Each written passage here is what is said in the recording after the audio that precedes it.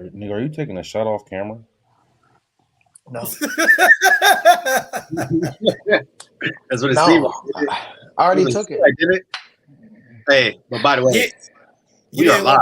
We're live, my guys. Yo. Welcome to another episode of Drunk Unks Happy Hour, man. We are back here, tuned in. It's your boy Campaign J. We got a lot of interesting topics tuned in for y'all. Might get a little spicy within the first 20 minutes. So bear with us and please don't cancel us. Very spicy, man. It's your favorite drunk Uncle Noon Belichick calling on the motherfucking plays, man. Y'all know the gospel. Yes, sir. Yes, sir.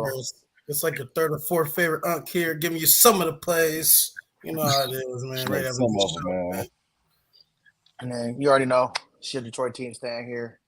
We're gearing up. We hear a lot more of us pretty soon. Can we change that name? J Hicks. No, never change it. Never change. We really had it up literally during like football season. There's no paperwork party today. No, we could talk about the Tigers if you want. Paperwork party today. Oh man. Oh boy. So we got a good show for y'all today. Yep. We I don't know if y'all was tuning in, saw a little ad. We started off with Miss Caitlin Clark and the controversy around that. Jay, go ahead and lead us off here, champ. Do you want to talk about that first? Or you want to talk about the NBA Finals and then lead into that? Oh, we can wait. I know we want to dive into it. Let's kick it off with the NBA Finals first, and then we can go into that. I was ready. Yeah, I was ready too, but I was ready to go too because I had something I said. Let's go there. Screw it. Let's real quick because we could talk about it briefly. We could dive into the finals. So we've been waiting a long time for the NBA anyway. Yeah. I mean, shit. Seems like we've been waiting forever, but we finally here. You know, the NBA Finals start tomorrow night. Time's that game at 8:30? I think it's 8. I will bet it's 8:30. It's been a long way. It's been a long wait. It's been like 10, 12 days now. Since the Celtics played at least. So yeah. Man, we here now. We can finally actually talk about the game and talk about everybody's healthy now. You know, Porzingis is coming back healthy. That 10 days was actually it was kind of a good thing, essentially. Make sure all the stars are ready to go. I think it's gonna be a good series, though. I know Jay. I know you. You know your heart's with the Celtics. I personally think it's gonna go either 6 or 7. I think the Mavericks might pull away with that one, but that's just me.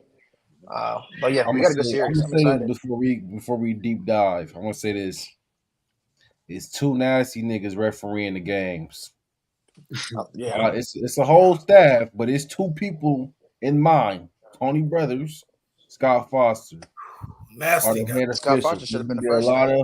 A lot of fixings, a lot of foul calls, a lot of finicky flagrants. So just keep your head on the swivel on that if you want to gamble. But I do feel like because it's the finals, I feel like they got to be a little more lenient on the calls. At least you would hope. I know Scott Foster is a nasty ref.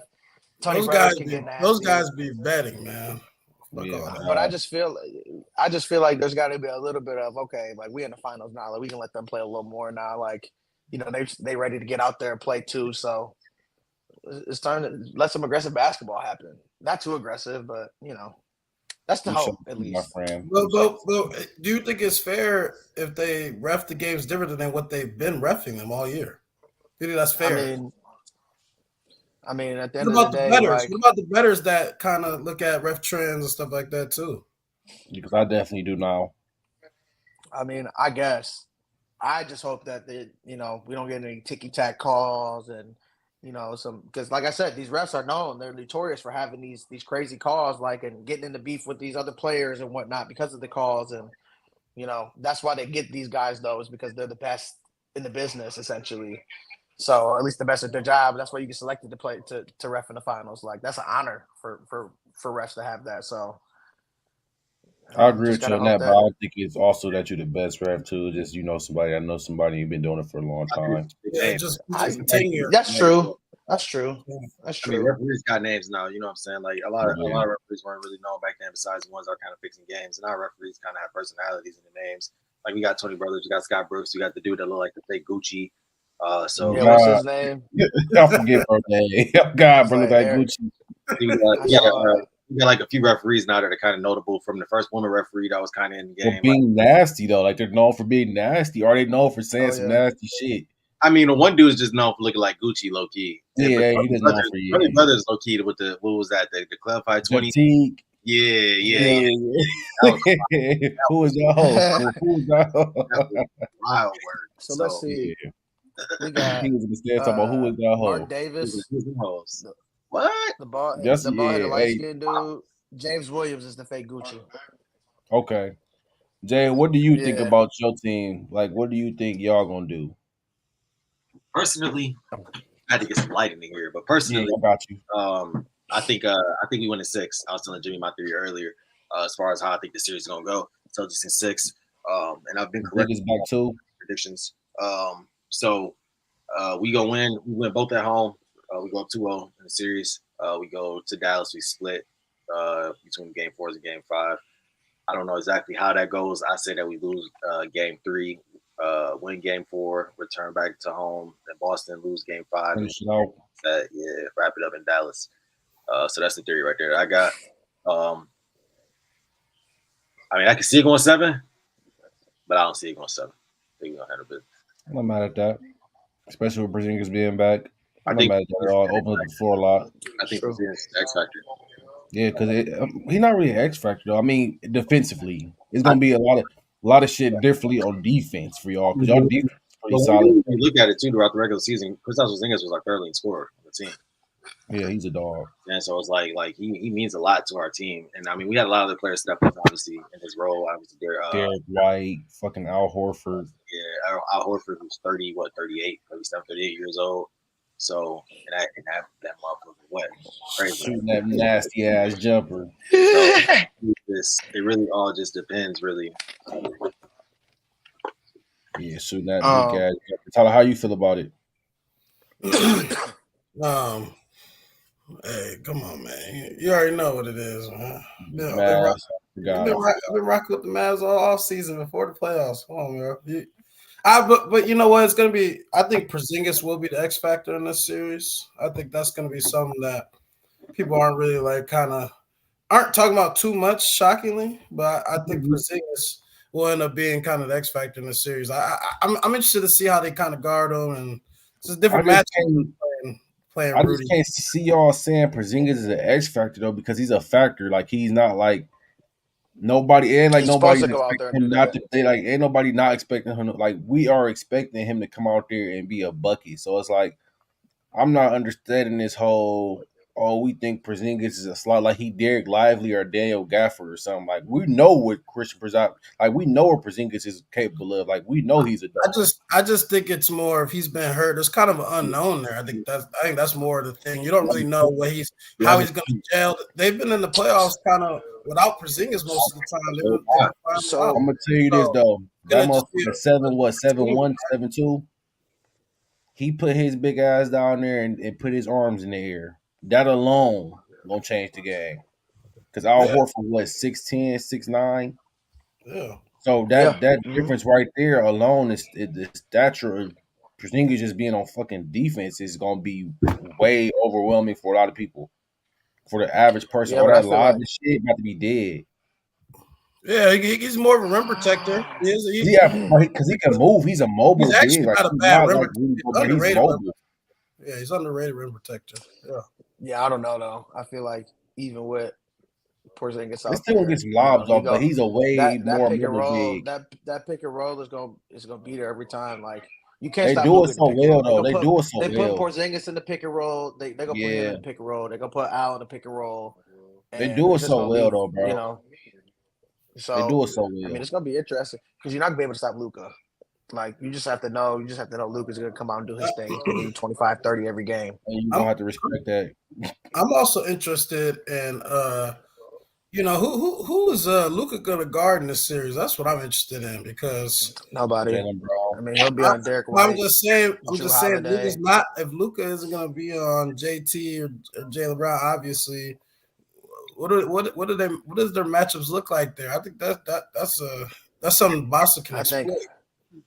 I mean, maybe, but I feel like the Mavericks have played pretty good defense this whole season. I'm gonna say this: you're already taking out. You're already saying Luka and Kyrie are not going to guard Jalen and JT. So who's going to guard them? I mean, they'll throw anybody at him. They got PJ Washington they'll throw at him. They got obviously they got Derrick Jones Jr. who's played really well this postseason, found his shot. Like he's been playing solid defense for them. To guard JT or I mean, obviously there's I mean, right? Derrick Jones Jr. has like, played very good defense though. That's what I'm saying. To guard those two guys though. He held up pretty well. He held up pretty well. They got good. He wasn't clamping up, but he was definitely. I'm with the guys, man.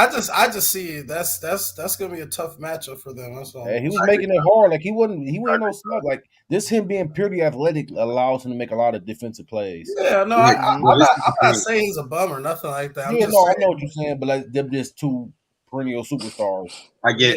Yeah, it sounds. When we look at it, and when we look at it, and I agree with Tyler. Like, okay, it sounded good, but Minnesota doesn't have the perimeter threats that Boston has all around. And I told y'all from the beginning of when I was talking to Tico when we was in Lenny's, I think I told you, like, the way that you beat some teams, like, I think the way you're going to beat Dallas, because they have those two Twin Towers down there, is you got to spread the teams out, and you got to shoot. And we're the best team at low-key doing that in the NBA right now. So, and I think also, like we said, is like, at the end of the day, we got Jaylen Brown. We got Jaylen Brown. We got Jason Tatum. We got Derek White, we got Peyton Pritchard, we got Kristaps Porzingis, we got Sam Howell. Like we got they got bodies. You gonna say exactly, bro. Exactly. Look, I already know we got bodies to throw at you. We got bodies to throw at both Luka and Kyrie defensively. You know what I'm saying? Like it's not gonna just be one matchup. Like so, we're gonna have a primary matchup. I didn't even mention Drew Holiday, which is crazy. And it's crazy because of what Kyrie 0-10 against the Celtics. I mean, I think he's gonna come out with some. It was like 0-10. I think Kyrie, but that's just since he's been like with the Mavericks in general, since he's been with the Celtics, or since he's been away from the Celtics. Yeah, real. His record. Yes, sir. Because my thing is, tell him real. My thing is with that, like I feel like now, like it's another dynamic. Like Kyrie playing against his old team, and sure he hasn't played well against the Celtics, like since he's been away from them. Yeah, but I feel like now it's just, and I said this on a previous episode, but like he just looks a lot more comfortable, just looks a lot more content with his role now. Like he's settled in, making Luka better. He's settled in. He's bought into playing with another superstar and being the second option on a team like that, and letting him kind of take over the game when he needs to. But then when he needs to insert himself in the game, that's when he comes alive. Hey man, even there was a couple games last series where he was. He had 15 in the fourth quarter, like after Luka had 30, and they both had 30. So it's like nobody can stop either of them, I feel like. Nobody's gonna be able to stop Luka. I know you got Drew Holiday that plays, he's one of the best, wing defenders in the league. And then you got Derek White, who's, one of the best shot blocking guards in the league, but they're not gonna keep up with them. They just can't. That's the it's thing. Not to be the others. I don't think they're gonna keep up with them, but here's the thing too, is like you both got them, but then you also have Jaylen Brown and Jason Tatum, who are both solid perimeter defenders as well too. All right, so okay, so wrapping this up because I do want to give him this Caitlin Clark shit real bad. So I'm gonna say Jay said in 6. I'm gonna take the Mavs in 6. Tyler taking the Mavs in what? I'm going Mavs in 6. So y'all all got the Mavs besides me. Tell me what you got. I think I'm going Mavs in 6 too. Wow, you heard it here first on Drunk Uggs podcast. Yeah, Mavs in 6. Sorry, brother. It's not even that because I like the Celtics, but I do too. But I'm a Laker fan, so That's also crazy work. Hey, I think y'all a better team, but it's just like it's dogs over there. I think y'all a better team. Zula's gonna fold, man. They need I think y'all a better team, but the way Jason Kidd been like piecing shit up on the playbook, and then I can't wait to flip this. I can't wait. Is that dog gonna come out of Jason Tatum? Because like he has it in him, but like is he gonna come out? This is year, bro. This is the best. We've been the best team all year. We got into the playoffs. This is the time. This is the time to show it. He talked about it last year. Last year, Game 7. It's the time, bro. Y'all sleep. It's cool though. I love it. Mavs and 6. About loading, 6, right? Cool. Noted. Look, it's here. You don't like that. Oh no, I love it because I'm clipping this. That's why I said I can't wait to clip this one. If it goes 7, I still got. If you write it down, I don't give a fuck. Yeah, that's cool. I love it. I ain't even gotta do all that because it's right here on film. That's in fucking 6. Yeah. All right, so let's go ahead, man. Let's talk about this Caitlin Clark shit. Let's talk about it, man. Let's break it down. Anybody want to get a rundown on kind of what's going on, man? You break it down for us, man. Okay. All right. So here's the thing. I really I think y'all all know what's going on right now, and kind of what we're seeing with the different WNBA players and how they're attacking right now, Caitlin Clark, and they're going. It's a race war. Yeah, I mean, hey, I'm not gonna say it's not. It's a lot of things. It's a lot of things, but mainly it's hating. It's hating, and I mean, okay, we know this, bro. Women are women's biggest haters. Like it ain't us. It ain't men. So you know what I'm saying? Is women's biggest haters? Are women to tell you this? I'm not. I heard this from women, so I ain't just making stuff up. And we get a lot of hate. So, hey, the first thing I want to attack, man, is some comments that we getting from the Bayou Barbie. Hey, chill out, man. Bayou Barbie is crazy. Hey, come on, hey, don't talk about my baby. Hey, don't talk about my baby like that now. Hey. Just be careful. Be careful now. Come on, fuck that shit. No, so let me go to because I got something to say. Because Angel Reese, Miss Reese, the reason why we're watching women's basketball is not just because of one person. All right. This is her quote. This is a quote. I'm sorry. Let me quote. Let me go to rewind this. Quote from Angel Reese. The reason why we're watching women's basketball is not just because of one person. It's because of Me Too. I want y'all to realize that. Unquote. Me Too movement in WNBA? So. Oh. There's a couple things. That's what we're getting. Things can't be true. I'm not mad at you. Can't be true. I mean, it's not just her either, though. Okay, so I'm going to go back to you real quick. Two things can always be true, but in this situation, it ain't two things that's true in this motherfucking equation. I don't agree with that either. I don't agree with that either. No. You know, here's my take on it. I know, Tico, you have something to say, but I want to say this before I forget it. You hear that quote and you're like, okay, sure. You could say that the only reason why we watch college or, women's basketball, the WNBA is not just because of one person. That could be true, but it ain't just because of her and Angel Reese. I mean, like Angel Reese is the needle mover. Like you got plenty of other girls that are hooping right now in the WNBA. And those are just the rookies, and that's just the rookies. Johnson, Wilson. That's what I'm saying. Like we got all like Cameron Brink. Like you got all these girls that are putting on a show. Not putting on a show, but did I say her name already? I said her name already. Asia Wilson. Oh, she's dominating right now. That's what I'm saying. Like, so I'm like, you got all these women that have already been in the league, and like, sure, the WNBA wasn't as like it wasn't flourishing when they first got into the league, but like now you got these rookies. They bring in those rivalries.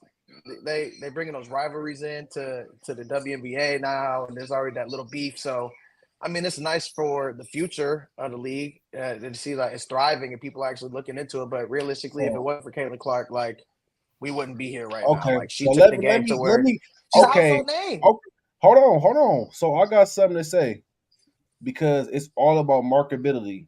Caitlin Clark and Angel Reese is like this. They was like this last year when Angel Reese won the championship. Angel Reese was above Caitlin Clark as far as marketability. She was. I don't care how you put it. As far as marketability, she was everywhere. I just think the angle. I think the angle they played with each other just worked out for each other. It's the marketability. Yeah. Angel Reese is more marketable. You feel me? She was the black side. It's like I said, it turned into a race war. The black side sided with Angel Reese. Black people that watch WNBA, they sided with Angel Reese, and the casual fans and the men's fans sided with Caitlin Clark because we are more interested in Caitlin Clark's game than we are Angel Reese's game. We're not interested in seeing Angel Reese get double-doubles and do post hooks. We're black, though. That's why it's not interesting for a man to watch a woman do a goddamn post hook, and because it don't look right. So you correlate more with seeing Caitlin Clark do step back threes and shit. That shit interests you more than you seeing Angel Reese do a post move, spin move, layup, and that's why. I mean, but that's the thing though, is the play style. So, and that's what we're saying, and that's what I think that's the argument that everyone is making is that. Okay, yes, Angel Reese and Caitlin Clark were probably, I don't even want to say equal playing fields at that point because I think everyone liked Caitlin as well, and people hated Angel. It was just the fact because, she did this and all that stuff in the ring or whatever she did, like all that little nonsense when they met up in the championship, right? But you saying that, so what was the trajectory difference at that point? Because when Angel Reese won in the championship, she should have went up more than Caitlin, and that's not what happened. I think the villain role kind of took over. Like, I think that's what. I think the villain role kind of took over, and the mass media kind of started portraying her like as a villain, and like she was this aggressive player, and like it kind of was like making her seem like she was just a menace out here. And I'm not gonna make it no black or white thing because the WNBA is not even predominantly black. It's very good mix. It's a very good mix. It's a very good mixture. So I hate people trying to turn it into a race game because they talking about a white girl took over, y'all can't handle it. If you look at it historically, a lot of white women been dogs, like Sabrina. Yeah, that's not even a. Like it's a lot of great white women basketball players. So for y'all, for people to try to make this a race thing, like that's what's pissing me off about this. There's nothing to do with race, bro. There's nothing to do with race. And it's not a race thing.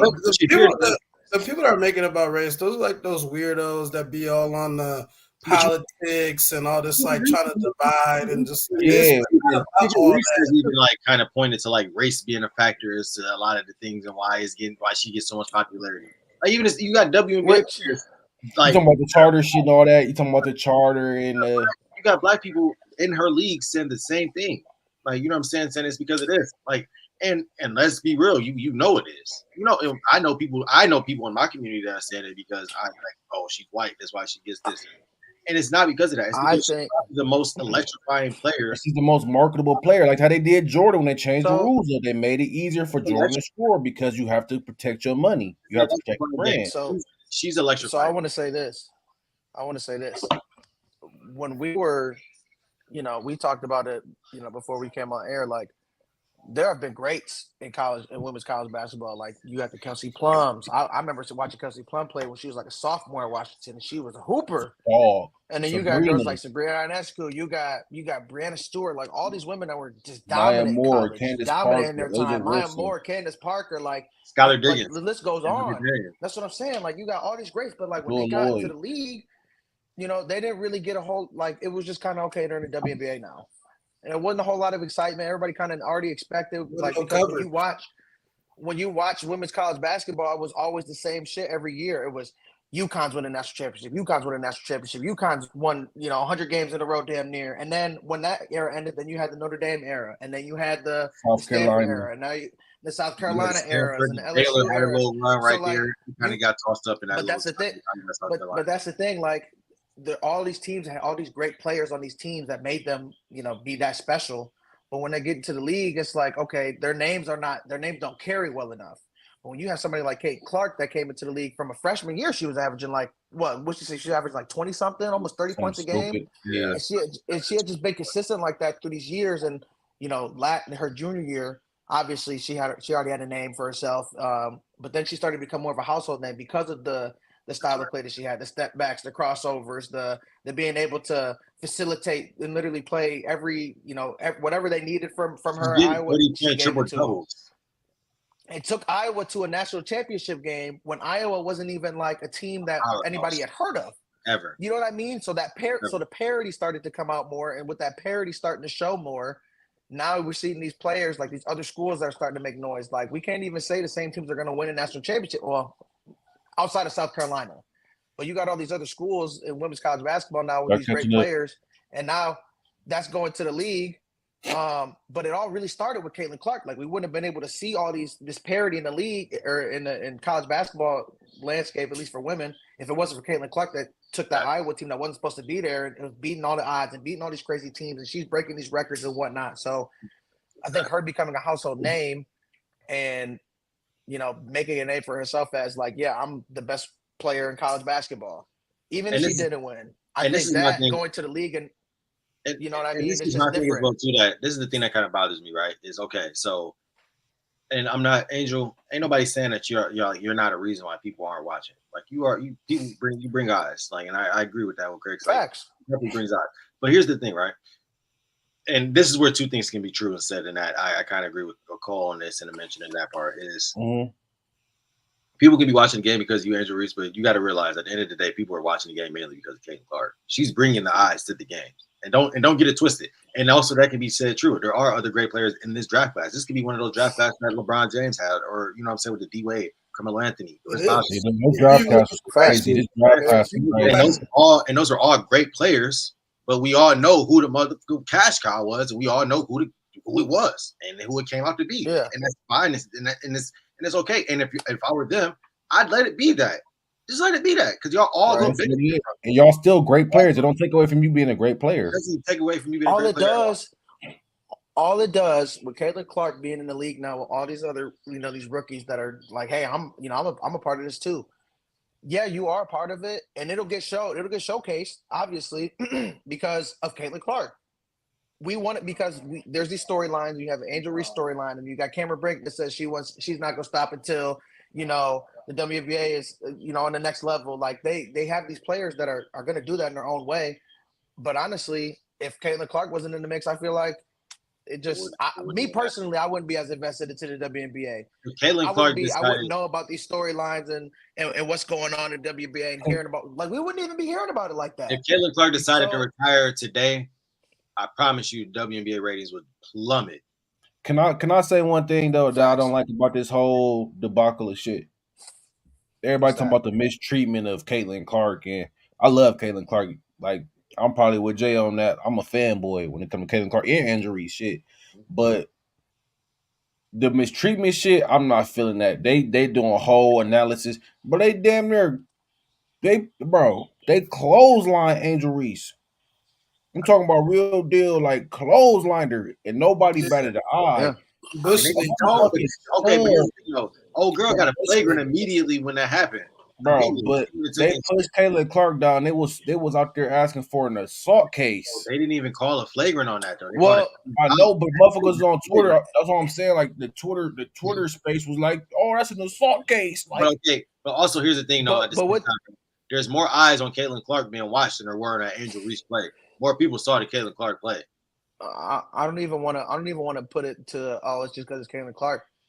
Regardless of who her name is and what her name is and what she's done and the attention she's bringing to the WNBA and getting all the buzz around it, she's still a rookie.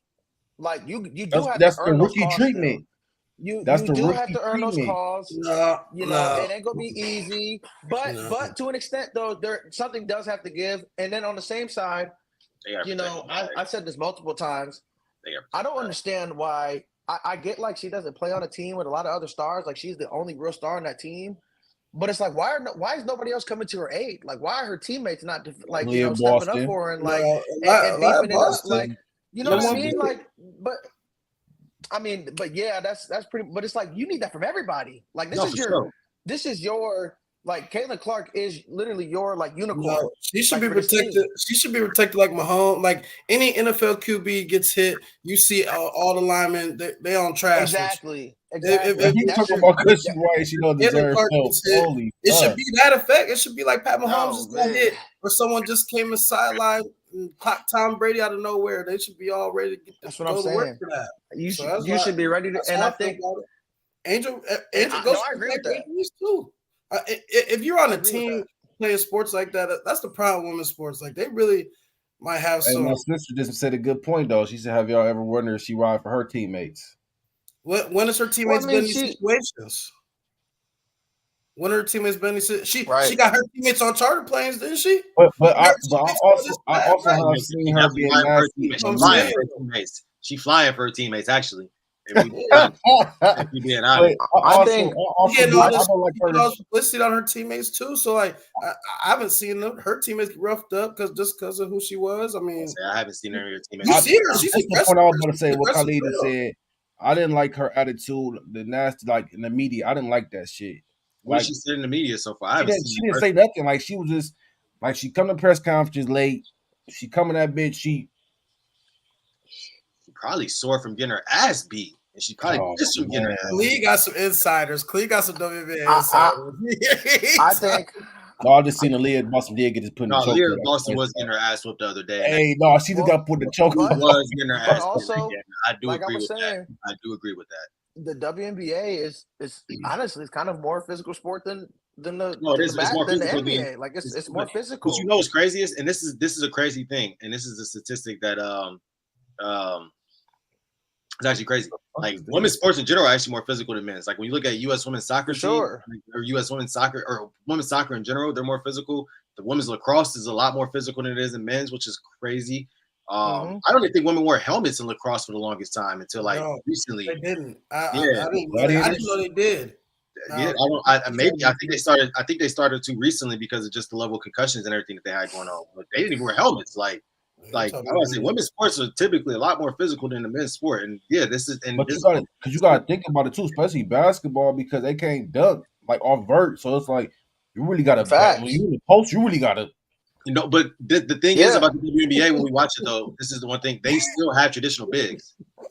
But like still though, like you can't like how like an athletic motherfucker is one little shoulder bar spin move dunk. Yeah, they gotta really working for it. They working shoulder bar spin move, go under the person, do a layup. Like it's a lot of shit. Like sure, gotta be skilled. But one thing I don't like about the WNBA, this my only fault. My only fault is the low scoring. It's got to evolve, bro. For the common viewer, the casual viewer, it has to be more scoring. But so I don't know if that changes on the ball side. I'm gonna say this, right? You gotta think about when the NBA first started. The NBA wasn't a high scoring league when the NBA first started and developed. It took a while for the NBA to really get to this. And that's what I was about to say too, Jay. It's still like the WNBA is only third, not even, is it 30 years old now? Yeah, I think so. Cheryl Miller just missed the cut. It's like it's not all the way there though. It's not all the way. It's not like let the game develop because they're still playing. Like when you watch the WNBA, like obviously they shoot a lot of threes and women like they make a lot more threes, but like they still have like that 90s feel to the game kind of too though. Like we said, they're posting up, like they're really like physically playing. Yeah, and I think that's what it is. Slower pace basketball. I want to see the rims go to 9.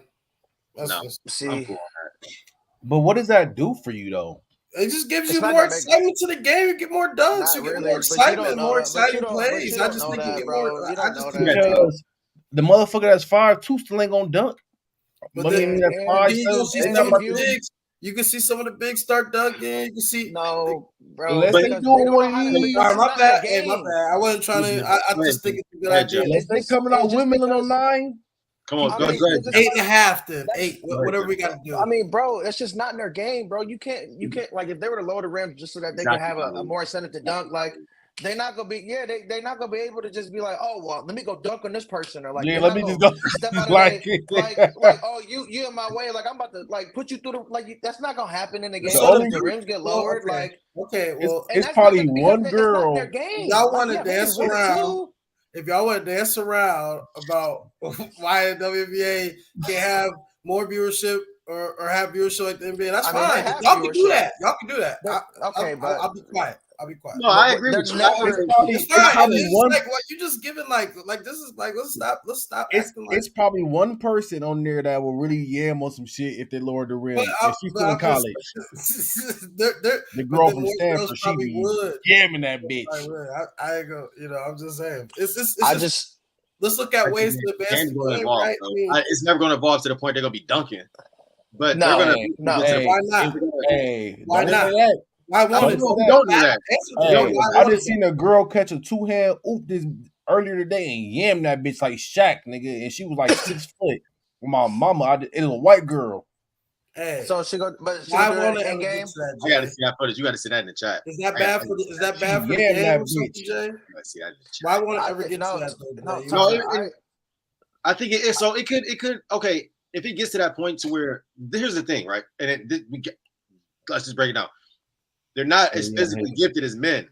That's like, and it's going to take some time for that evolution to come along. And that evolution is not just going to come along in the next 10 to 15 years. And that's going to have the same bounce as like what a man does. And that's just what's your trajectory, Jay? What's your trajectory? Like, what is your bro, I don't think in our lifetime we're ever going to see women just coming down punching on people like we do. No. I'm talking about far as pace. I'm talking about far as pace. I think so like right now we're probably like 25 to 30 years into the NBA, like it's into the WNBA. But I think you're gonna eventually in the next 5 to 10 years you're gonna see a fast acceleration in the skill level of the WNBA though.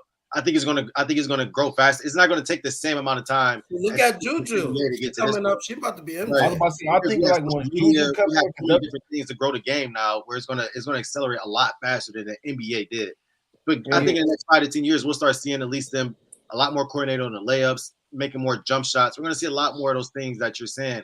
But we also ought to remember they're never going to be scoring in the 120s, 130s. That's just not going to be. No, it's not. But this is what I'm saying. Like, you know how like we used to get players like Maya Moore, and then it'd be like very so often. It'd be like every 4 or 5 years we'll see like a Maya Moore or like something like that.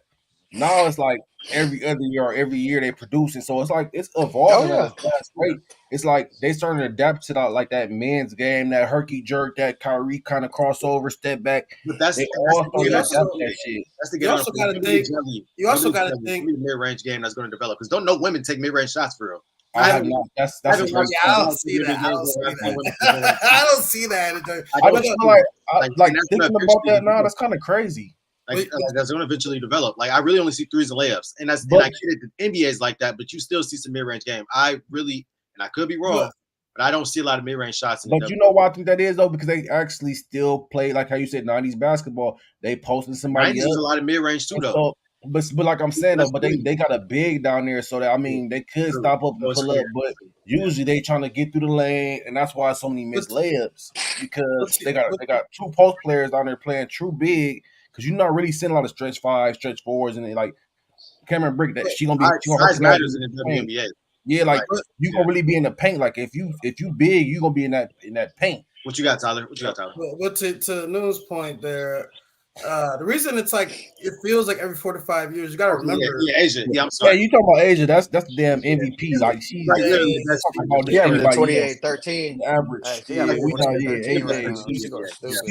in the whole other realm. I apologize. But yes, I agree. But I was gonna say it's the reason that it's like every 4 to 5 years you see like a star or something like that. You gotta remember the NBA. It's one year after high school and you're in the league or you're 18, whatever. WNBA, their pipeline is a lot slower because those girls are going to school for all 4 years just because salary's not lining up. 3 years. So you got to go 3. Yeah. No, those girls go 4 though. I mean, most of them go 4. Most of them go 4. But Kayla would have got 3, but she wanted to win a ring. She had that record. But she won 4. So she won 4. So like I said, most of the girls go 4. You go 4. So that's why I just think they have to make it more incentivized to want to go to the WNBA earlier, but there is no incentives to go early to the WNBA. Which is there is now. There is now. But the NIL money in college, the NIL college is still a lot. It's still a lot more than I think like what the WNBA is. So if you're like a top college player, there's no incentive really right now for you to declare early. And I feel like the reason why the WNBA was not a marketable like league was because there was no like competition really. Like you look at the years where the Lynx were dominated, and you had the years where the Sparks were dominated, and like that's just stuff that you hear just over time. Like the Aces now too. That's just what you hear just watching sports generally. They gotta add more teams too. I mean, yeah, but it's like there's not enough revenue for that though. That's what I'm saying. There's not enough revenue for that. But what I'm saying is, but my point is, I feel like now is the time where because players didn't want to go play it. Like I was just telling T. Cole, like one of my dad's like his really good friends, like he had a daughter that played at Miami for 4 years, averaged like 20 points at Miami, and then went and got drafted 5th overall by San Antonio, and then she was only in the league for a few years. Granted, she had some injuries, but it was better at the time to play overseas than it was to play in the WNBA. That's why they're saying they need more teams. But the more teams, they probably do. I need to have more teams. That's what I'm saying. I feel like now with Caitlin Clark and these rookies coming into the W to really try, give it life and give it more, life, and just people were talking about it more. Like we're talking about it now. Like it's not like it's just gonna die out at some point. Like we're still gonna see these battles between Caitlin Clark and Angel Reese, and we're gonna see the evolution of all these other young girls that are these young women that are playing in the WNBA over years. And then you got the next wave like Juju and all these other, like there's still more girls that are coming. But I feel like as we see women's college basketball is going to continue to be more parity. We're going to see more girls like playing at a high level, and they're going to go into the league and do the same thing. And then it's just going to be like it's going to be essentially, and I think it's just going to be good in general. It's just going to be something people can watch. The WNBA has to be kind of like happy because like they're going to grow at a faster rate than the NBA, but they also still have to remember like 30 years into the NBA, like the NBA players wasn't making no money. Even if we go back to the 90s, like they wasn't making the money that they're making now. Like it took a lot of TV deals, it took a lot of growth for the NBA to get to where it's at now. It took years and years. You had to be a star player. You had to be a star. You got to account for inflation, you got to account for inflation and things like that as well too. But at the same time, like I mean, the contracts are still larger than what they were back then. Hey man, fuck them old niggas, bro. They're only gonna get bigger. I'm sorry. That was very uncalled for. It was very uncalled for. What happened? He said, "Fuck the Cowboys." I said, "Fuck them old niggas." But I will say that the guys that paved the way, they got CTE for all this for the rings. Come on, I'm talking shit. But since we're talking about contracts, I do want to move topics though. I have a quick question though before we get there. What's up? Does the WNBA fall under the NBA that deal that the NBA just signed with ESPN or for networks with the ESPN deal? Yeah, so like now it's ESPN, NBC, and Amazon. I think they're different rights. I believe they're different rights. It don't even matter because the NBA pays for the WNBA anyway. Yeah, I was gonna say they're different. Right, that's what I was saying. So in turn, the WNBA is probably going to benefit. The NBA does good. WNBA. The WNBA is going to benefit. $76 billion deal. I believe they are different rights, though, Jimmy. I believe they're different. They do. Well. You know what's crazy? I was thinking about this, and I was like, also another thing where I was like, the WNBA should really be kind of like excited and like kind of just not even grateful because that sounds very disrespectful to say. So I don't even want to say that, but they should be excited about is like there's another league in the United States that doesn't get talked about at all. That is a larger draw, has more teams, and probably could be and is a bigger sport all around the world. And that's the MLS. We don't even discuss it like at all. So you talking about soccer? Yeah, exactly. MLS. So yeah, I was like, they sell out every game. There's what 30 teams or 28 teams in MLS. Like, it's just the level of competition, bro. It's just you mean a Columbus Crew shirt. It's just not. It's not high tier soccer though. Like you know what I'm saying? No, it's not. Like we're it's like, just like it's, we're like NBA. It might be high tier soccer. It's an environment, bro. The environment.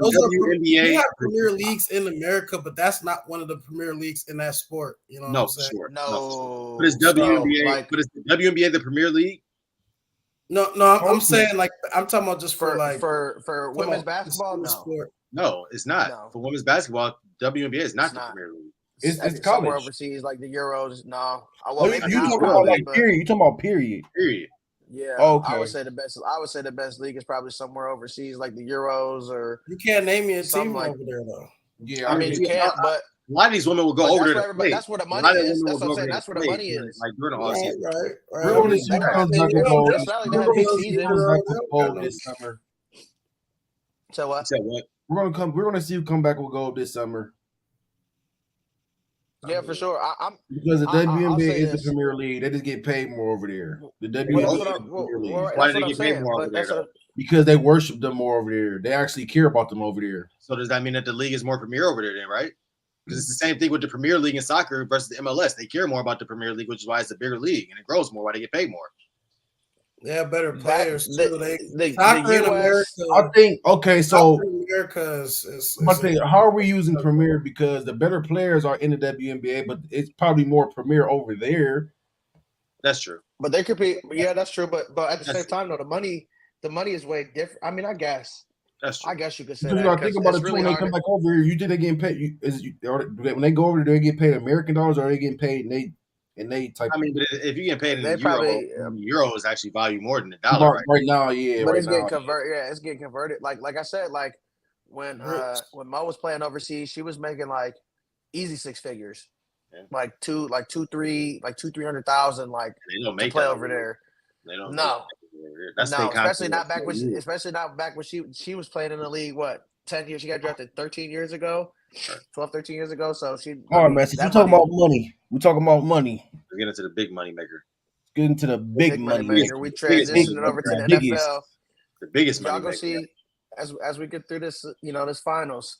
That means the NBA season is getting, or the NFL season is getting closer and closer, y'all. So y'all got a lot more talk about that. I'm excited. Jetta's contract was absolutely ridiculous. It was 4 years for 130, 110, no 140, 110 guaranteed, 110 guaranteed, 140. That total. shit is stupid. Money. Let's see, I'm brother. about to say quarterback money. Oh God. Let us see, brother. How do y'all feel about that? Do y'all feel like that's fucking the market up? Y'all like it, or how do y'all feel about that? No, I think it's right where it's supposed to be. The only people that should be mad right now. The only people that should be mad right now. Here you go. I already know what to say. CeeDee Lamb. Dallas should be the only person. Look, I already know you want to say it. Look, I already know. It should be the only one. But like, should they though? Bring that Prince truck back. Bring the Prince truck back. Yeah, Dallas should be mad because they should have got that deal done before. They got it done before Jettas got his. They probably could have got a better deal. They could have got it exactly, Tyler. Probably got a nigga for $20 million less. And they got to sign Dak still. They haven't signed Dak yet. So, but Dak said he not even trying. He not even express over the contract. He seen that contract. He had to say that. He had to say that. So, what you think? What you think about sign Dak deal? I mean, hold on, real quick, Jim. Before you go, Jim, I gotta get to go. What you think y'all gonna sign Dak for? That's a good question. Extension wise, Goff got 52. Right. So how old is Dak? He's about to say this right now. 29, I think. 29. He look like a year older than me. I believe. 29. He is 30. He turns 31 at the end of July. I'm about to say I know he like a year young in quarterback terms though. Still pretty young. So they probably gonna give him like 3 years. 3 years. 3 years at what? 50+ million. Yeah, I'm not mad at that because if we don't give him the bread, who we gonna give it to? That's true. That's how I feel. It like that's. So it's like we quarterbacks. We just in a fucked up situation. Y'all don't want to go. Y'all don't want to go give it to Shedeur. Y'all can do Kirk Cousins. Get rid of Kirk. Y'all don't want to go give it to Shedeur. How Minnesota got rid of Kirk? They let Kirk walk. So, yeah, but the difference here, man. My mama give me Dak over Shedeur Sanders every day of the week. But here's the thing though, Jay, with that. Like, yeah, the Vikings got rid of Kirk, but at the same time, the Vikings weren't that good of a team last year. And them not having Kirk last year, I mean, yeah, right. But what I'm saying is at that point, he was already almost done with his deal. Like they didn't want to bring him back for his money, and they were okay because they were like, okay, we're gonna have a top 15 pick in the draft. And he tore his Achilles. I mean, they got JJ at 11, so it's like they knew that they had a succession plan for Kirk Cousins, at least the route that they wanted to go in terms of getting a franchise quarterback. The Cowboys, if they wanted to do that, like if they were saying, you know what, we're cool on Dak, like the Cowboys aren't going to be bad this year. It's not like they're going to be bad enough to get a top quarterback in the draft. It's not the quarterback class is that deep this year anyway. So it's like you might just have to bite the bullet and pay Dak. You'll have to. I mean, you got to. How good are the Cowboys going to be? So I think. Yeah, how good are the Cowboys going to be? Better than the goddamn Chargers and Steelers. Is that? Are we going to put that in stone? So we like to stick? We like in a bet? We like in a wager? 50? 50 that the Chargers finish with a better record than the Cowboys? Don't bet against Harbaugh now. Like that in. Don't bet against Harbaugh now. The regular season merchants. So here's my thing about the Cowboys regular season merchants, if anybody. But my thing is, would Jettas get paid that much? One, I think it was. I mean, how do you not pay him that money? And I think what 8 games to 1,000 yards. That's what I'm saying. And like he didn't even play all year this year. He went crazy. Like I saw side by side comparison of his stats and CD stats this last year, and I was like, yeah, CD had a great year, but Jettas only played in 13 games this year or something like that. No, 8. He only played 8 games all year. Yeah, 1,000 yards and like 8 tugs. And what 3 of those games were Kirk? And then he was playing with a combination of like Joshua Dobbs, Josh Dobbs, Nick Mullins. Who was before Nasty Nick Mullins? work. There was some. Yeah. Anyway, my boy. Hold on. Jared Hall. From BYU. Jared Hall. He fucking sucks, buddy. I can't believe you just made me stop that just to say. Jared Hall. Anyways, like I was saying, I think CD, like the Cowboys should be upset because obviously they know they have to pay CD now. Like they already know they have to pay him anyway. But like, is he going to get more than Jettas? No. Are the Cowboys going to Cowboys going to sit here and be like, hell no, okay, so if he does it, he's getting what, 33? 32? That has set the market, honestly. He's like the best. Jettas getting what? Jettas getting 34, right? Jetta said he got so much. He got so much upside. But he got so much front. Give him 30. Give him 30. Call it a day. 32. If CD thinks he's getting more than Jetta, this is the thing, though. This is the thing. Jetta's got a lot of money. But runs. That's why his annual isn't that crazy. Like I think they paid him like a crazy signing bonus. Yeah, I think he got like 70 or 80 million as signing bonus. Yeah, I was about to say so. But my thing is though, they broke that down over time, which people structure their contracts differently. I don't know, like depending on what the owner's cash sums look like, they can sign a check that big for the signing bonus or whatever. So, but you don't think Cowboys might not be able to cash that check up front because they're gonna have to pay a lot of signing bonuses. So, you don't be more than 35. But niggas better get the number crunch. You get a signing bonus. So can I say this? Can I ask What's that? What you say, Jim? Do we not think CeeDee Lamb is going to be like, well, I should be getting paid just as much as Jettas? Do we not think that he has that thought process, or is he going to be like, no, okay, I'll take a little? Right, but he doesn't deserve that. And that's what that's what Curry's going to tell him. He probably is thinking that. But at the same time, you got to look at numbers, bro. It's a numbers game. Right. That's true. But CD could come back and say, and I think this is true, y'all purposely weren't utilizing me so I couldn't reach these numbers through a number of years. You can't use that. And that's why I said analytics. And that's why I said analytics. Because if you look at projections, what Justin Jefferson was projected to do for 17 games, he probably would have broke the fucking record. No, for sure. But I think also for sure. CeeDee Lamb projections wouldn't have been nowhere near that. I think, but also before last year though, like y'all forced to use CD because y'all didn't have any weapons on the offensive end as much. I think he was still growing as a player. I don't think it was they weren't using him correctly. I think they had Tony Pollard the year before. They had Tony Pollard. They had other receivers. They've had other players that they didn't have to utilize CD. CD could have CD. There's no reason in my mind where I don't believe CD could have been 100 catch a year player up until this year.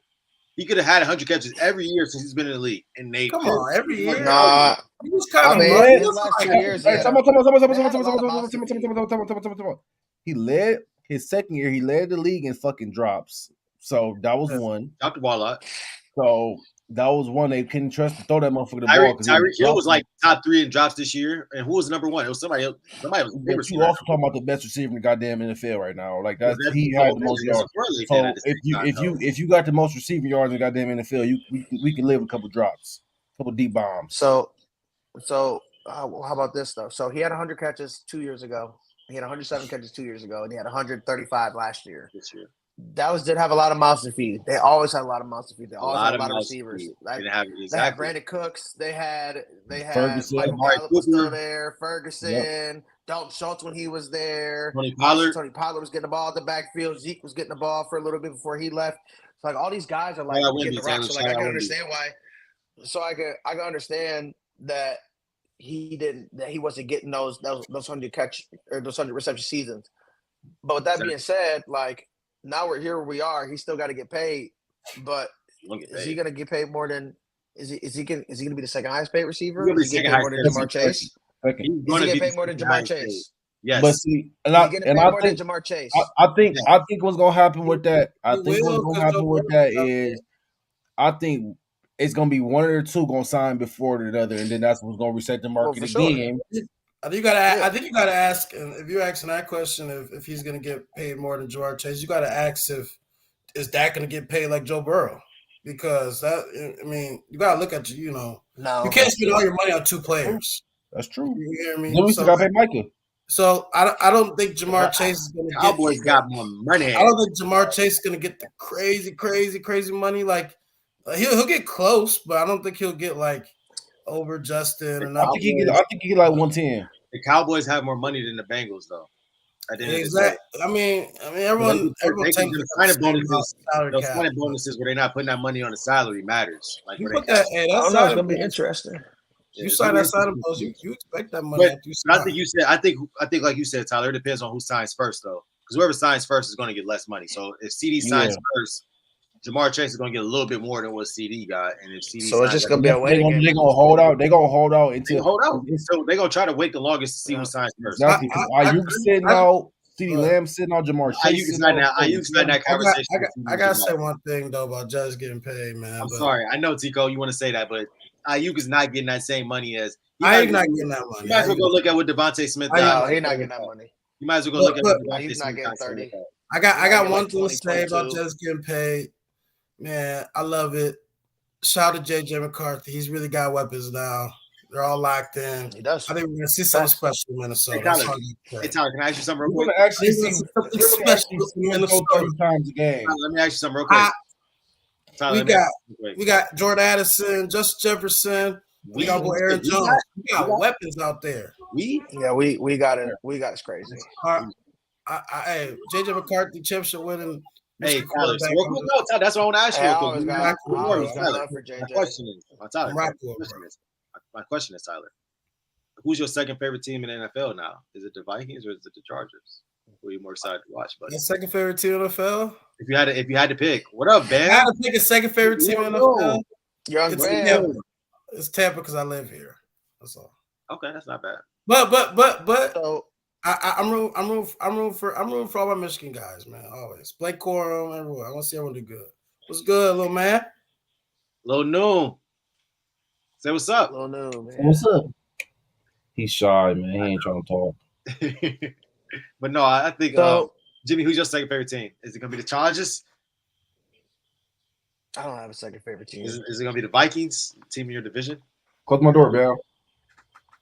I'll root for JJ McCarthy's individual success, but against his individual success is going to lead to team success, which could lead to your demise. Not against the Lions. I don't give a fuck how he plays against any other of the 30 teams in the league. But when he playing them Lions, I want him to put up a fucking stinker every time. I don't care. Hey, y'all got a tough division though. That shit. Hey, we just talked about that shit earlier today at work. That division crazy. I think that might be we're ready for it, man. That division is rough. I think that's Jordan Love's That's the Lions division. That's is it Jordan Love's division though? Tyler, I think I might be. The Lions division to lose. I think it's trending that way. I think it might be. The NFC North is the Lions division to lose. Is it? Sorry. I mean, because y'all won it technically, but it's ours to lose. It, but I think we have the best team in that division, so it's ours to lose. Yeah. Yeah.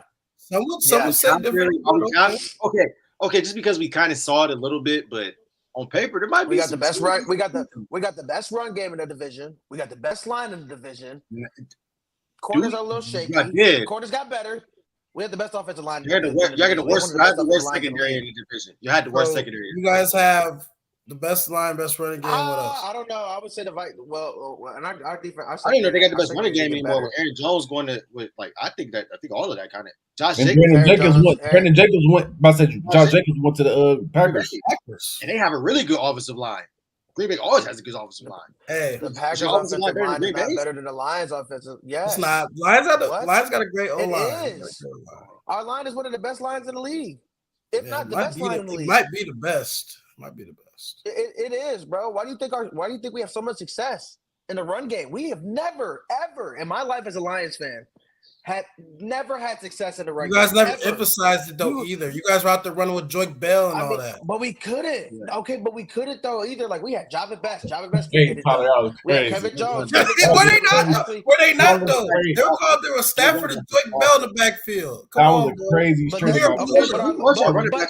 that's another.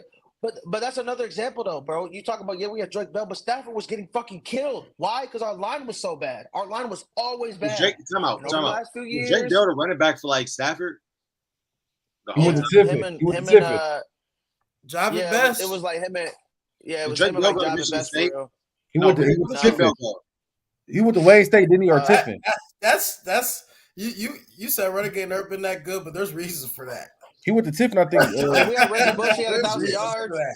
I mean, okay, but what my point is though, our line, but Stafford was still getting killed because if our run game was bad, we at least could have had a line to protect Stafford. Why do you think he has so many injuries? He's playing with broken backs, broken fingers, like 50 times a game trying to. Y'all went into the division. Okay, but I'm saying our line is not good. Our line has gotten so much better. We got Sewell. Shout out to the Chargers.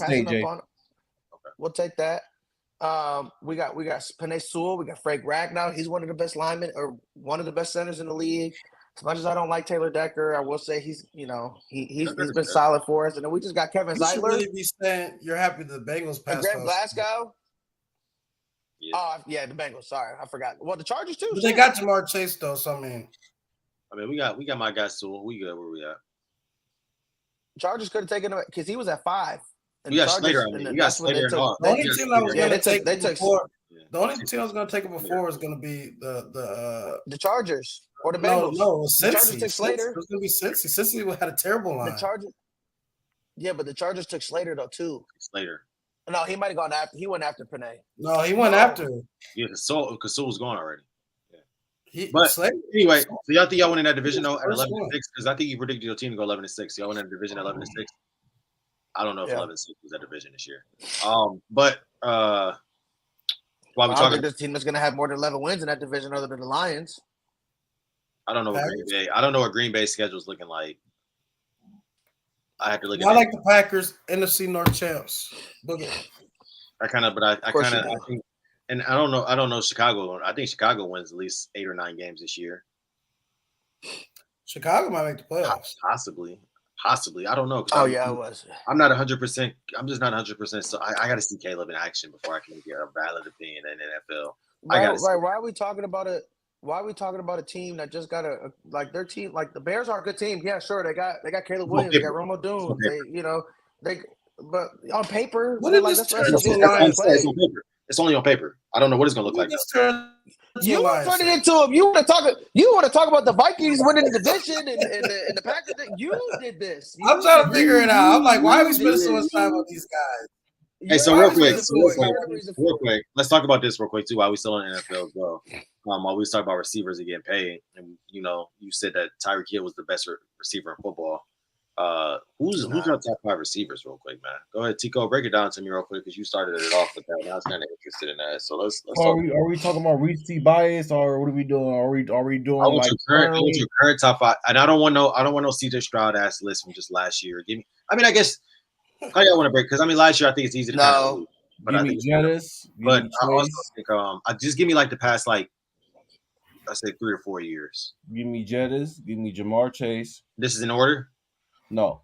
I want your top 5 in order. I want it in order.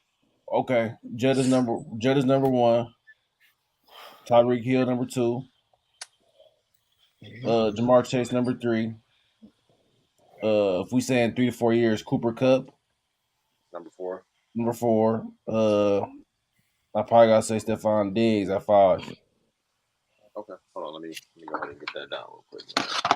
Yeah, that's what I would have to do off if we doing 3-4 years. If we just doing off last year recency, it wouldn't have been. That should have been way different. Cole, so I said last 2 years. You said JJ. Last 2 years, I can't even put Cup in there. You got Hill. That's what I'm saying. JJ, I feel like last 2 years. Who's your third, Cole? My third was Jamar Chase. Thank you, Craig. Chase. Thank you. Cup at 4. Diggs at 4. Diggs at 5. He got triple crown, bro. Y'all can't sit here and say. I'm not mad at Cup. Yeah. I don't want to put him there, but numbers lie. Numbers don't lie. Tyler, give me your top 5. In order. Number 1, I gotta go Jay Jettis, man. Obviously, man. JJ. Number 2. Ooh, that's where it gets tough.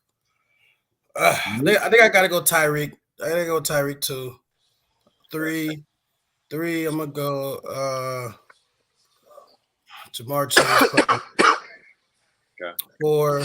This last 2 years or what's the right? I say last 2. I feel like last 2 years because if you throw 3 to 4 in there and you throw Cooper Kupp in this list, like Cooper Kupp not one of the best receivers in the league anymore. Okay, we'll do 2 and I'll allow Tico to change it. We'll do last 2 and I'll allow Tico to change his a little bit. All right, go ahead, Tyler. CD. I gotta go. Yeah, if it's last 2, I gotta put this Cup to CD. Cole, you gonna keep Diggs in there? I almost gotta put. It's funny because AJ Brown almost gotta go number 4 here. AJ Brown. I'm not mad at that at all. I think I gotta go AJ Brown, and then I gotta go CD at 5. I saw 1 year. I think I like that list too, Tyler. Honestly. Yeah, I think I'll switch Diggs with Brown. Diggs with Brown too. Because damn, y'all got the same. He was. I mean. Oh no, y'all don't because you. Yeah, I mean, instead of AJ. Yeah. That the list that Tyler gave was the list that I was gonna give. I mean, this you got Jettis. So as much. I got Jettis, Tyreek. You got Jettis Hill, Jamar, Chase, AJ Brown, and CD. Yep. Yep. Who's yours, Jim? And I like that. I mean, it's hard to go against that. Like my top three was always going to be Jettis, Tyreek, and Jamar. And then, like I said, I think AJ has been spectacular. I didn't think that him and Jalen Hurts would be. I still don't think Jalen Hurts is a great thrower in football. To be honest, I said that day one. I said that he was at Alabama. But he makes it work with AJ. AJ makes it work with Hurts. I can't. So, I mean, Devontae hasn't really had a quarterback. Give him a quarterback. For the last 2 years, I don't know. Devontae right there at like 6 probably. He is right there. My top He's 5. still producing. I will say he. Yeah, I mean, he's doing what he can with the quarterbacks he get. That's true. That's true. You can't throw and catch the ball. True. I would have liked to he would have games where he would have more year. I remember he had a game. He still like 6 that. catches in like the first quarter. Yeah, he still like crazy. that, bro. Like 10 or something like that. But then he'll have other games where he'll have like 2, 3 catches in the first half, and just kind of be, a ghost on the field. I don't like Jamar Chase being in the top 5. You also had Derek Carr there, man. That's why I said quarterback shit. I think that's my only disagreement. 1,500. His 1,500 first year in Vegas is actually not bad, but that's but I'm going off like last year and the year before. Devontae Adams. That's what I was actually going to say. I'm glad we got to this point because Jamar Chase is not in my top 5 if we're going in the last 2 years. I'm not mad at that because. Like this is the thing, Jamar Chase. I think. I guess I'm going off of talent. Like I get the talent. I get the talent piece. I'm not cool with that. So in 2022, Jamar Chase was number what as far as receiving yards. Then Joe Burrow got injured. Let's remember that. Joe Burrow was also 2022. He played. I think he played out 2022. No, he played out 2022. No, Joe Burrow's been hurt every other year. Joe Burrow's been hurt every other year. He's been hurt every Jamar Chase barely had 1,000 yards in 2022. He had 1,046. I'm pretty sure that was okay. Yeah. We literally just Devontae Adams. Devontae Adams had 1,500 with a very piss poor quarterback. Derek Carr. 23. Derek Carr's not a piss poor quarterback. Didn't Jamar get hurt? Didn't Jamar? He got hurt. Jamar Chase got hurt this past year. Yeah, I can't put him in my top 5, bro. I'm sorry. I'm not mad at that.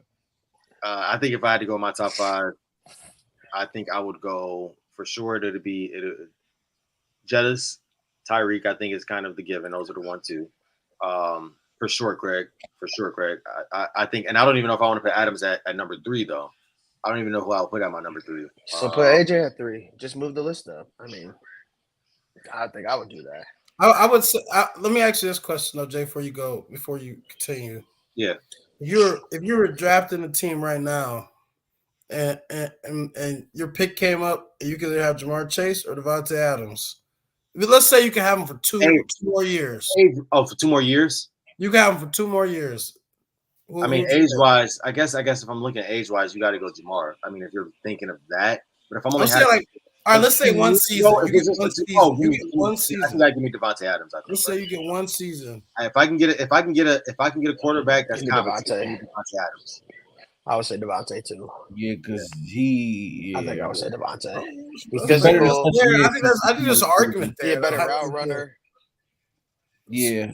Yeah, Brown in there. I think it's sticky for sure, Craig. I agree with you. You got to put I think 6 to 10 is easy for me. Hey, Mike Evans, IU, they got to be in that 6 to 10. Is it as easy? Is it as easy as that? Is easy for me. I think that over the course of the summer, we should come up with the top 10 as we get towards the beginning of the regular season. Yeah. Freeze position. Freeze position. All the skill positions. Running backs is gonna get sticky. But I mean, I feel like that's where we can really have it. I think a top 10 would be good because the top 5, obviously you got the top 3 guys, or at least I think the top 3 guys. Well, at least the top 2 are up for it's kind of already set in stone. It's gonna be same for everybody. It's gonna be the same for everybody. Yeah, then it's gonna be rotated with Adams, Chase, CD, or right. But then if not, then you throw them in your top 10, and you just kind of see where everybody has them. Everybody's gonna have different opinions for the most part. Keenan Allen's in my top 10 though. Who? Keenan Allen's in my top 10. I'm not mad at that. Starting to slide. I'm not mad at that either. Yeah, he is. But that's what I'm saying. That's the discussion we It does have. get sticky because then you start thinking about it. Amon-Ra St. Brown gets thrown in there. Then you got Mike Evans. Oh, he's you top got 10. Mike Evans. Got his top you 10. got Devontae Smith. That's what I'm saying. Devontae Smith, Jalen Waddle. Like you got names to start throwing. Brandon Ayuk. We got names to start throwing around. Waddle's not a top 10 receiver. Okay. How isn't he? I mean, year before last year, he's had more yards than I think Devontae Adams. So I mean Devontae Smith. So we're gonna throw Devontae Smith in that same conversation. Jalen Waddle hammered about the same production. I think. Hey, Jalen Waddle like as that. a receiver though. Jalen Waddle had like 1,200 yards last year. Thank you. Sun God is nice. All I'm saying is Sun God in that top 7. Yeah, yes. Bro, he had 119 and 1,500 yards last year. Yes. Okay, so this is the top 6. So this is the top 6, right? We can say that the top 6 is Jettis, Tyreek, AJ, CD, Adams, Chase. We're going with Sun God immediately at 7. Sun God, I'm cool. I gotta have him at 7 for me. Yeah. I go Ayuk right after that though. Oh no, I'm going Diggs over Ayuk still. So yeah, so look, I'm not going to break it down. Diggs, okay, so Diggs in 2022 was a top 5 receiver. Give me Ayuk. Give me Ayuk. So let's keep it in the back of our I didn't minds. like what I saw from Diggs last year. I'm a big Diggs fan. I don't like what I saw last year. I think we should save. I said wow because what Tyler said just sounded kind of crazy. Yeah, that was wild, wasn't it? Yeah, but you know, I'm a big Diggs fan. It's crazy. But see, look, that just caught me off guard for a second. Yeah, that was crazy. No, you're a fan of Stephon. You're a fan of Stephon Diggs. You're a big Stephon Diggs fan. It. Oh, okay. Hey, I'm gonna call a reach on that one. Go ahead, though. I'm gonna call a reach on that one. That was a reach. I'll reach. I'll reach on that one. I'm gonna call a reach on that one. Hey, yeah. Big Diggs energy. Oh man! Oh yeah, that's what you know. Something about trying to wrap it up. But no, Sun got top 7. Sun got top 7. So what we would do on the next we're just gonna do an off season. We're gonna have our list. We'll get to that. Yep. And for y'all watching, come up with y'all top. We gonna do quarterbacks, running backs, receivers, tight ends. We can go line as a whole if you really want to go line it like a whole offensive line. If we want to do that position, we gotta go. I'd rather not. All right. We're going to stick to the skill position. Yeah. 707. I PFF. I'm not. Yeah. Hey, I'm not gonna be sitting there watching live tape. Hey, quarterbacks, running backs, receivers, corners, tight ends. We can go safeties. We'll combine the safeties together. Skill positions. Yeah, skills pretty much. And we'll actually go. We'll create one for the edge though, because I do want to talk about edge rushers as well too. Because that is a. You can have a top 10 for edge rushers. Are we kidding me? I mean, I read. Top 5. Let's go top 5. You can have a top 5 because every team has like a true edge rusher. I think almost every team now in the NFL does almost have an edge rusher. No. All of our teams have edge rushers. Our teams are every team. I think that covers it. They got Micah. They got Lawrence. Y'all got Aiden Hutchinson. Y'all got TJ Watt. But Aiden is not really Aiden plays on the line like every time. Like he's a defensive end more than he is an edge rusher. We don't have anybody else out there to put him at the edge. Like Aiden, he's an edge rusher for you guys. He plays in though, but like but they asked him to go get edge rusher is a glorified DM. Thank you. That's all.